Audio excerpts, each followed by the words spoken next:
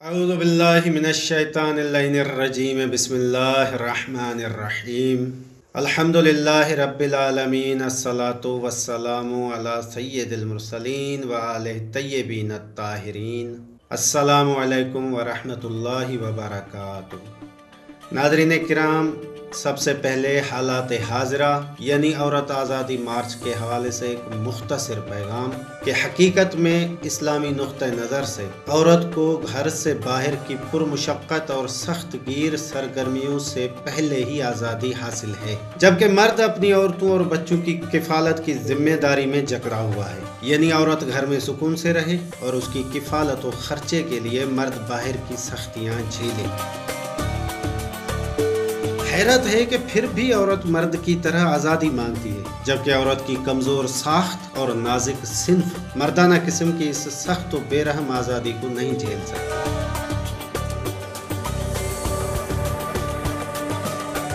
जहाँ तक मालियात का ताल्लुक है तो इस्लामी क़वानीन और मुआशरे में औरत के लिए इज़्ज़त और एहतराम के साथ साथ अमवाल में भी भरपूर हिस्सा है। औरत चाहे बीवी हो, बहन हो, माँ हो या बेटी हो, सबके लिए मीरास में मुनासिब हिस्सा है। सिर्फ नबी सल्लल्लाहु अलैहि वसल्लम की बेटी को हज़रत अबू बकर के मुताबिक अपने बाबा सल्लल्लाहु अलैहि वसल्लम की मीरास नहीं मिलेगी।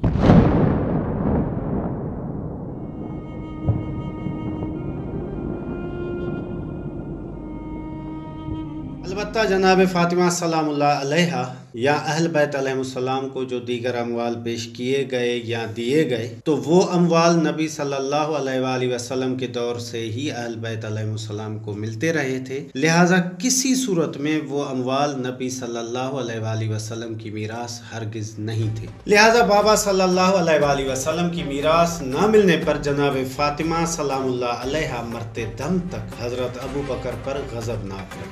ये नाकाबिल इनकार मुत्तफ़क़ा अलैह हक़ाइक़ हैं जो सही हैं, यानी सही बुखारी और सही मुस्लिम में साबित है। यानी सही है इनमें फ़दक़ का एक ही पहलू है कि फ़दक़ बतौर मीरास तलब हुआ और बतौर मीरास ही फ़दक़ का इनकार हुआ। और हमारे तमाम वीडियोज़ में इन्हीं मुत्तफ़क़ा अलैह हक़ाइक़ यानी फ़दक़ के मीरास वाले पहलू पर ही बात हुई थी। मज़ीद शवाहिद और तफ़सीलात उन्हीं वीडियोज़ में।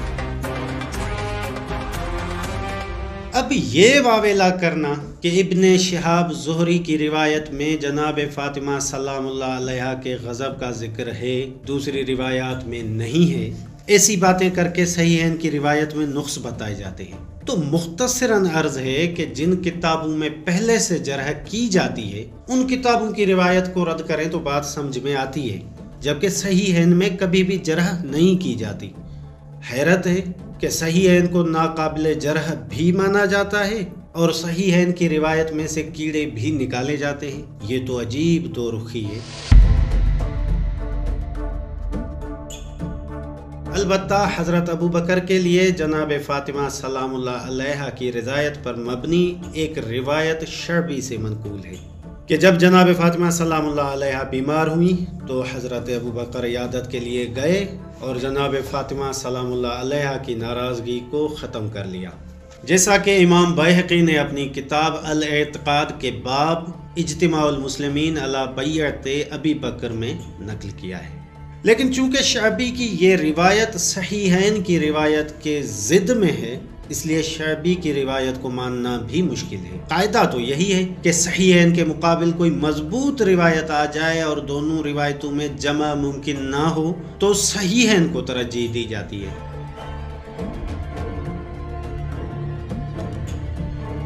और शअबी की ये रिवायत तो ज़्यादा ताकतवर भी नहीं है, क्योंकि शअबी की मौला अली अलैहिस्सलाम से मुलाकात ही नहीं थी। लिहाजा ये सही नहीं है कि शअबी ने मौला अली अलैहिस्सलाम से कुछ भी सुना हो, जैसा कि अल-मुहल्ला, किताबुल मवारिस, मसला 1736 और दीगर मकामात में भी वाज़ेह तौर पर लिखा हुआ है। लिहाजा यहाँ शअबी की रिवायत को नहीं मानेंगे, बल्कि सहीहैन की रिवायत को ही मानेंगे। और सहीहैन और शअबी दोनों की रिवायत को इकट्ठा मानना मजीद मुश्किल है। यानी ये भी माने कि जनाब फ़ातिमा सलामुल्लाह अलैहा हज़रत अबू बकर पर मरते दम तक गज़बनाक रहीं, और ये भी मान ले कि राज़ी भी हो गई थी। क्या अक्लें घास चरने गई हैं?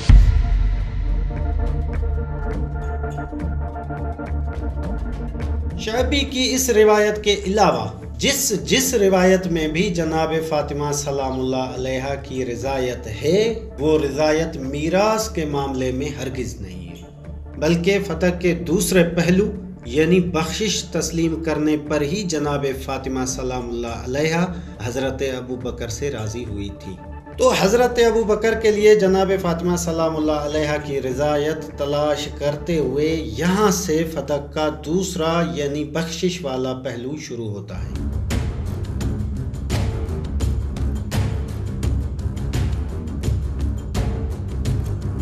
اور ایسی رضایت والی صرف دو روایات سامنے آتی ہے۔ ایک روایت ابو بکر جوہری کی کتاب السقیفہ و فدق میں ہے۔ اگرچہ ابو بکر جوہری کا ذکر اہل سنت رجال کی کتابوں میں نہیں ہے، لیکن ابو بکر جوہری کے استاد عمر بن شبہ اور محمد بن زکریہ اور ابو بکر جوہری کا شاگرد ابو الفرج اصفہانی اہل سنت کے رجال ہیں۔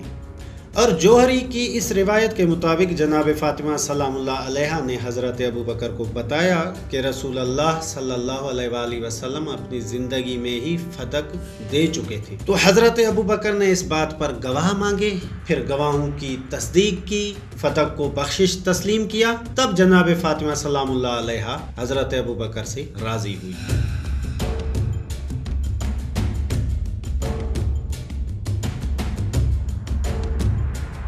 اور جناب فاطمہ سلام اللہ علیہا کی رضایت والی دوسری روایت خود اہل سنت کے ہاں موجود ہے، جیسا کہ اہل سنت کتاب الریاض النظرہ فی مناقب الاشرا میں حضرت ابو بکر کے مناقب کی 12ویں فصل میں موجود ہے۔ اسی طرح علامہ زمخشری کی کتاب الموافقہ بین اہل البیت والصحابہ کے باب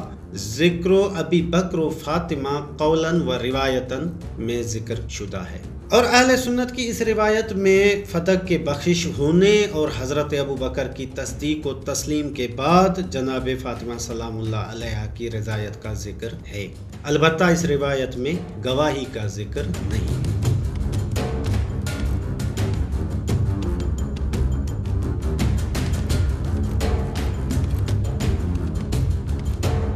اور ان احادیث کو شیعہ بھی نقل کرتے ہیں اور اہل سنت بھی، لیکن دونوں کے نقل میں فرق ہے۔ شیعہ امانت داری سے مکمل روایت نقل کرتے ہیں اور اہل سنت خصوصاً آج کل کے لوگ خیانت سے اس حدیث کا صرف رضایت والا ٹکڑا نقل کرتے ہیں۔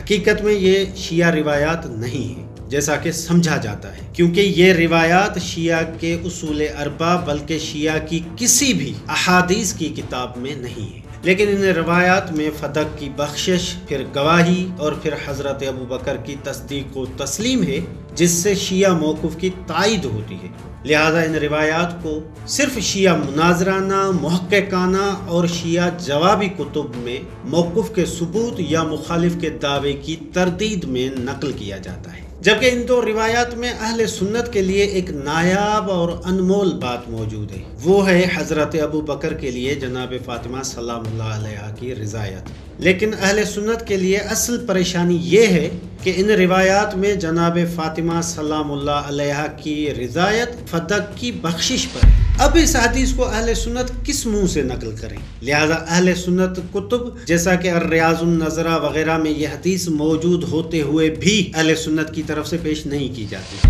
اس لیے باقی حدیث اور اپنا منہ چھپا کر خیانت کرتے ہوئے چور دروازے سے صرف صلح اور رضایت والا حصہ پیش کیا جاتا ہے، وہ بھی اہل سنت کتابوں کی بجائے شیعہ جوابی کتابوں سے پیش کیا جاتا ہے، تاکہ حضرت ابو بکر کو جناب فاطمہ سلام اللہ علیہا کے غضب سے نجات بھی مل جائے اور فتق کی بخشش و گواہی بھی گلے نہ پڑے۔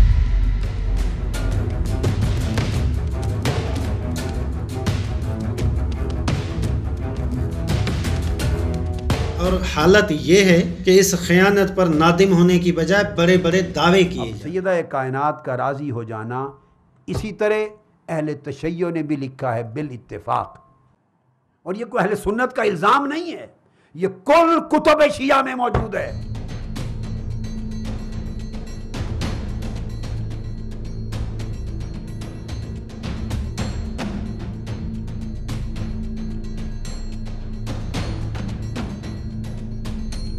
اتفاق سے ان روایات کو نقل کرنے والے تمام شیعہ علماء نے ان روایات کو جواباً یا بطور ثبوت اہل سنت سے ہی نقل کیا ہے، ثبوت ملاحظہ ہو۔ علامہ ابن میثم نے روایت کیا ہے، اور آپ کہتے ہیں قال انا لک مال ابیک، جو آپ کے ابا جان کا حق تھا وہی حق آپ کا ہے، میں کوئی فرق نہیں کرتا۔ کان رسول اللہ صلی اللہ علیہ وآلہ وسلم یاخذ من فدق قوتکم ویقسم الباقی ویحمل منہ فی سبیل اللہ۔ نہج البلاغہ کی ابن ابی الحدید، نہج البلاغہ کی ایک اور شرح ہے الدرۃ النجفیہ، حاج علی نقی فیض الاسلام کی شرح پڑھ رہا ہوں، نہج البلاغہ کی۔ کتاب ابو بکر احمد بن عبدالعزیز الجوہری البغدادی السقیفہ و فدق۔ دوسرا شرح اصول کافی، محمد صالح مازندانی کی کتاب ہے۔ کتاب معالم المدرستیں، مرتضیٰ العسکری کی کتاب مواقف الشیعہ، علی بن حسین بن علی الاحمدی میانجی کی کتاب، اس میں روایت آ رہی ہے صدقت یا بنت رسول اللہ صلی اللہ علیہ وسلم، اے اللہ کے رسول کے شہزادی آپ نے سچ فرمایا، ولیکن رأیت رسول اللہ صلی اللہ علیہ وآلہ وسلم یقسمھا، میں نے آنکھوں سے دیکھا عمر بھر آقا علیہ السلام اموال فے اور فدق کی آمدنی تقسیم کرتے تھے۔ فما انتم صانعون بہا، اگر یہ آپ کو دے دیا جائے، آپ کی ملک قبضہ اور تصرف میں دے دیا جائے فدق، تو آپ کیا کریں گے؟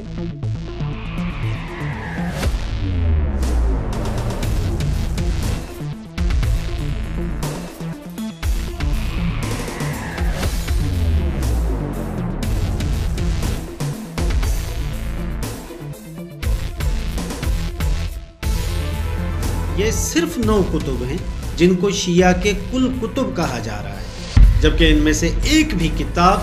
شیعہ احادیث کی کتاب نہیں ہے، اور ان میں سے جو شیعہ کتب ہیں وہ مناظرانہ، تحقیقی اور جوابی کتابیں ہیں، ایک کتاب کا بیان آخر میں، جبکہ 8 کتب کے متعلق حقیقت ملاحظہ ہو۔ نمبر 1 شرح الکافی علامہ مازندانی، یہ شیعہ کتاب ہے مگر اس کا حوالہ ہی غلط ہے۔ الکافی کے کسی متن میں یہ روایات نہیں ہے اور اس شرح میں بھی یہ روایات نہیں ہے۔ نمبر 2 کتاب السقیفہ و فدق، اس کتاب میں یہ روایت صفحہ 103 پر موجود ہے، مگر یہ شیعہ کتاب نہیں ہے کیونکہ ابو بکر جوہری شیعہ نہیں تھے۔ نمبر 3 نہج البلاغہ شرح ابن ابی الحدید، اس کتاب میں بھی یہ روایت عثمان بن حنیف کو لکھے گئے مولا علی علیہ السلام کے خط کے ذیل میں موجود ہے، مگر یہ بھی شیعہ کتاب نہیں، کیونکہ ابن ابی الحدید اسی کتاب میں خود کو معتزلی کہتا ہے، اور معتزلی اہل سنت کا ہی ایک فرقہ ہے، اور ابن ابی الحدید اسی شرح نہج البلاغہ میں کئی جگہوں پر شیعوں کی مخالفت بھی کرتا ہے، اسی لیے کافی شیعہ علماء اس کی تردید اور جواب میں کتابیں لکھتے رہے ہیں، لہٰذا ابن ابی الحدید شیعہ نہیں۔ مزید حافظ ذہبی کی تصدیق کہ ابن ابی الحدید معتزلی تھا، جیسا کہ کتاب تاریخ الاسلام میں سن 655 کے ذکر میں حرف عین کے ذیل میں لکھا ہے۔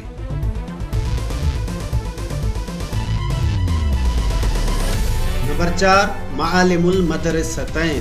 یہ شیعہ تحقیقی کتاب ہے، اس کتاب کا اکثر حصہ اہل سنت کی روایات پر مشتمل ہے، اس لیے ممکن ہے کتاب کے کسی حصے میں یہ روایت اہل سنت مصادر سے نقل کی گئی ہو، لیکن اس کتاب میں فدق سے متعلق طویل بحث اجتہاد و خلیفتین ابی بکر و عمر فی الخمس کے عنوان سے ہے، جو جلد دوم صفحہ 113 سے 196 سے بھی آگے ہے، اس میں ہمیں یہ روایات کہیں نہیں ملی۔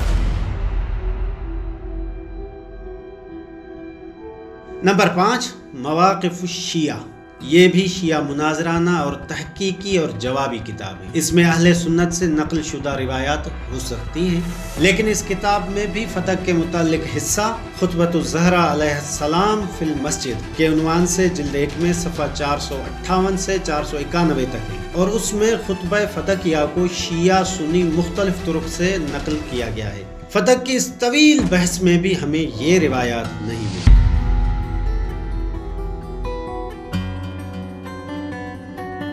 نمبر 6 شرح نہج البلاغہ فیض الاسلام، یہ شیعہ کتاب ہے اور بقول مؤلف اس میں فدق کی پوری بحث شرح ابن میثم سے نقل شدہ ہے۔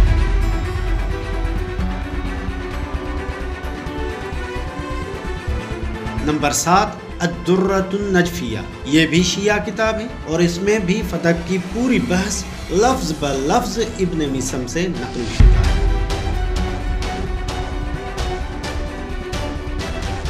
نمبر 8 شرح نہج البلاغہ علامہ ابن میثم بحرانی، یہ شیعہ کتاب ہے لیکن شیعہ احادیث کا مصدر نہیں ہے، اور اس میں عثمان بن حنیف کو لکھے گئے مولا علی علیہ السلام کے مکتوب کے 8ویں مقصد کے آخر میں ابو بکر جوہری والی روایت نقل کی گئی ہے، اور لوگ حسب ضرورت خیانت کر کے باقی روایت چھپا کر روایت کا صرف وہی حصہ نقل کرتے ہیں جس میں جناب فاطمہ سلام اللہ علیہا کی رضایت کا ذکر ہے۔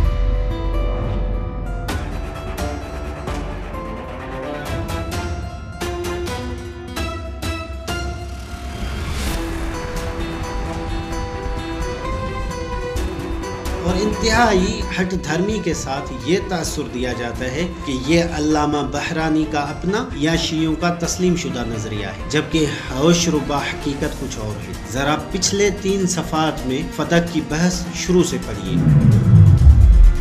اس بحث میں علامہ بحرانی نے پہلے شیعہ کا متفق علیہ اور مشہور نظریہ بیان کیا ہے، جس میں خطبہ فتح ذکر کیا اور آخر میں یہ بھی لکھا کہ جناب فاطمہ سلام اللہ علیہا نے مرتے دم تک حضرت ابو بکر سے بات نہیں کی اور وصیت کی کہ حضرت ابو بکر جناب فاطمہ سلام اللہ علیہا کی نماز جنازہ میں شریک نہ ہو۔ اور شیعہ کے اس مشہور و متفق علیہ نظریے کو بیان کرنے کے بعد علامہ ابن میثم نے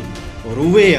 یعنی یہ بھی روایت کی گئی ہے کہہ کر ابو بکر جوہری والی روایت نقل کی ہے، جس میں فتح کے بخشش ہونے پر گواہی اور حضرت ابو بکر سے گواہی کی تصدیق و تسلیم کا ثبوت بھی موجود ہے، اور ساتھ ہی مخالف نظریہ یعنی حضرت ابو بکر کے لیے جناب فاطمہ سلام اللہ علیہا کی رضایت کا ذکر بھی ہے۔ یہ علامہ ابن میثم کی علمی امانت داری ہے کہ اپنے نظریے کے ساتھ مخالف نظریہ بھی لکھ دیا کہ اگر آپ کو حضرت ابو بکر کا دفاع چاہیے تو یہی ایک روایت ہے جس میں جناب فاطمہ سلام اللہ علیہا حضرت ابو بکر سے فتح کی بخشش کے معاملے میں راضی ہوئی تھی۔ اب اس روایت کو مان سکتے ہیں تو مان لیں، ہمیں کوئی اعتراض نہیں ہے۔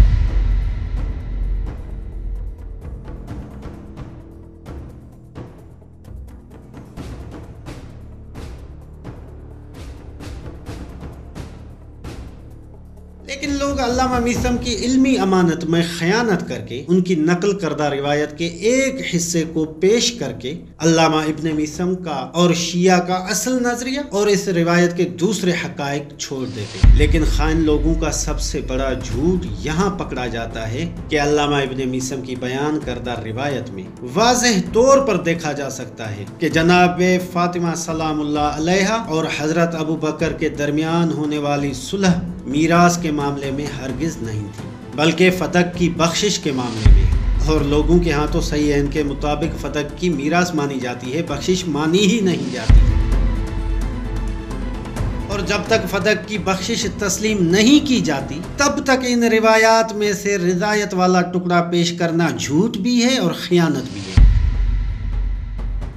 لہٰذا اگر اس روایت کے مطابق فتح کو رسول اللہ صلی اللہ علیہ وآلہ وسلم کی بخشش تسلیم کیا جائے تو اس روایت سے حضرت ابو بکر کے لیے جناب فاطمہ سلام اللہ علیہا کی رضایت خود بخود ثابت ہو جائے گی۔ تو یہ ہے علامہ ابن میثم کی نقل کردہ روایت کی اصل حقیقت۔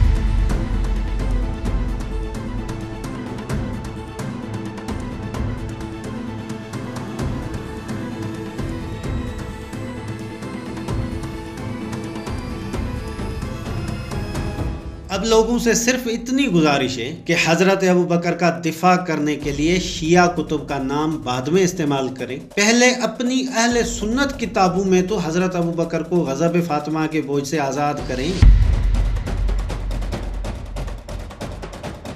لہٰذا اہل سنت کو چاہیے کہ الریاض النظرہ کی روایت چھپانے کی بجائے پیش کر دیں، کیونکہ اہل سنت کتب اور علماء کا اعتراف ہے کہ حضرت ابو بکر کے لیے جناب فاطمہ سلام اللہ علیہا کی رضایت اہل سنت کی اپنی کتب سے ثابت ہی نہیں۔ علامہ زمخشری کی کتاب الموافقہ بین اہل البیت والصحابہ کا یہ حاشیہ ملاحظہ کر لیں، جس میں واضح طور پر لکھا ہے کہ اہل سنت کی معتبر کتابوں میں کہیں بھی یہ نہیں ملتا کہ جناب فاطمہ سلام اللہ علیہا میراث کے معاملے میں حضرت ابو بکر سے متفق ہوئی ہوں۔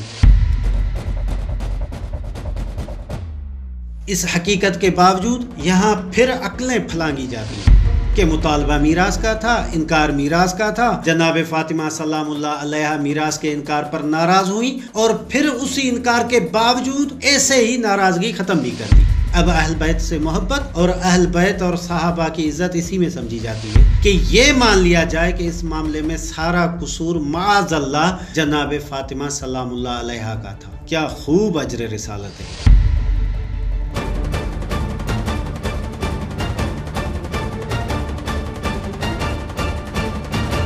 کہ اللہ اور اللہ کے رسول کے فیصلے کو جس کو مولا علی شیر خدا نے درست مان لیا،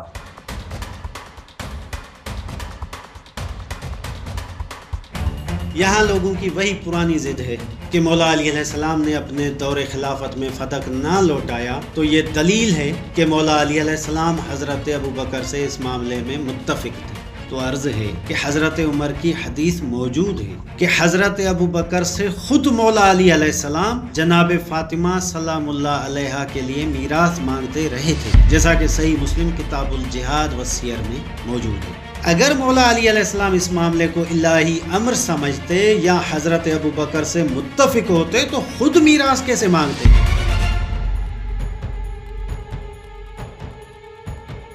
نہایت افسوس ہے کہ آج کل کے اہل سنت علماء کئی حقائق کا یکسر انکار بھی کرتے ہیں اور کئی حقائق کو پامال بھی کرتے ہیں، ورنہ قدیم اہل سنت علماء کبھی بھی مولا علی علیہ السلام کی حضرت ابو بکر سے موافقت کا دعویٰ نہیں کرتے تھے، بلکہ پرانے اہل سنت علماء یہ کہتے تھے کہ مولا علی علیہ السلام نے اپنے دور خلافت میں فتق نہیں لوٹایا تو اس سے یہ ثابت ہوتا ہے کہ مولا علی علیہ السلام فتق کی بخشش والی گواہی میں شامل نہیں۔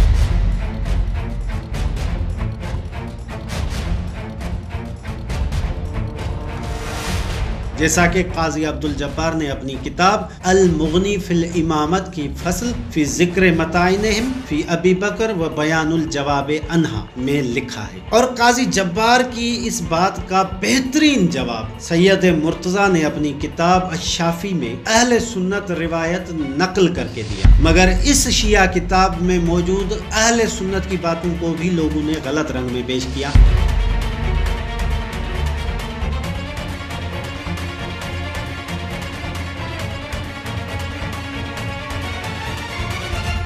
فلما واصل الامر الى علی بن ابی طالب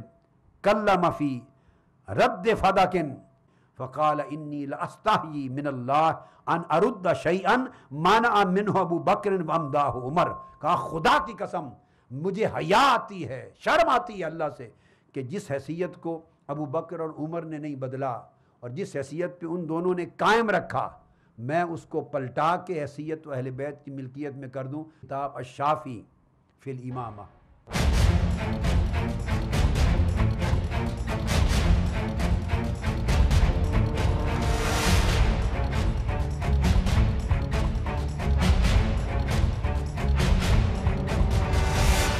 کتاب نمبر 9 الشافی فی الامامہ،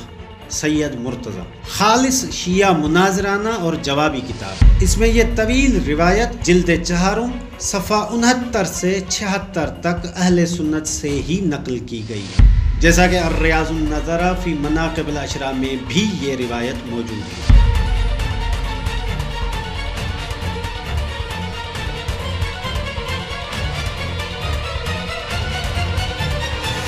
خائن لوگوں کو پہلا جواب یہ ہے کہ یہ اہل سنت روایت، شیعہ احادیث میں ایسی باتوں کی کوئی بنیاد نہیں، اور خائن لوگوں کو دوسرا جواب یہ ہے کہ مولا علی علیہ السلام کا یہ فقرہ میراث کے متعلق ہرگز نہیں ہے بلکہ فتق کی بخشش کے متعلق ہے، کیونکہ مولا علی علیہ السلام کا یہ فقرہ جناب فاطمہ سلام اللہ علیہا کی رضایت کی طرح اسی اہل سنت روایت میں ہے جس میں حضرت ابو بکر نے فتق کو بخشش تسلیم کیا تھا۔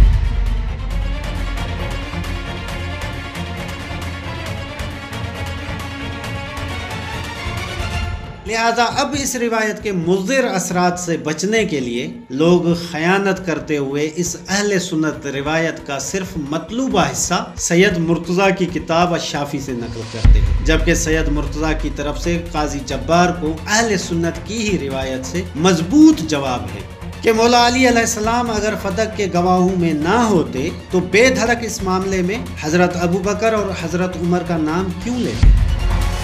شرم آتی ہے اللہ سے شرم کیوں آتی ہے؟ آپ ذرا سوچئے، ورنہ یہ کہتے ہیں نا کہ مجھے لوگوں سے شرم آتی ہے۔ لوگ کیا کہیں گے کہ علی کی اپنی باری آئی تو فدق اٹھا کے اپنی اہل بیت کو دے دیا، لوگ کیا کہیں گے، یہ بات کہنا بنتی تھی۔